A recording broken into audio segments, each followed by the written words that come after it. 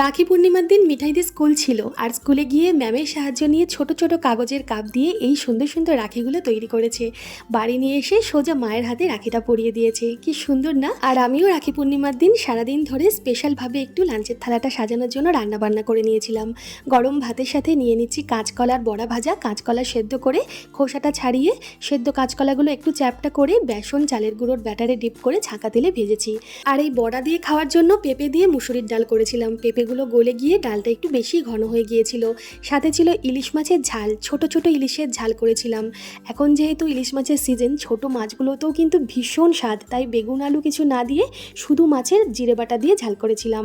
আর সাথে ছিল দই কাতলা, কাতলা মাছের গাদার পিসগুলো দিয়ে দই কাতলাটা বানিয়েছিলাম। রেসিপি কিন্তু চ্যানেলে দেওয়া আছে। শেষ মুখে খাওয়ার জন্য একটু রসগোল্লা রাখলাম আর এক গ্লাস জল রাখলাম। কেমন লাগলো লাঞ্চ থালা সাজানো? অবশ্যই একটা কমেন্ট করে জানাবেন। ভালো লাগলে লাইক শেয়ার করতে ভুলবেন না। ধন্যবাদ।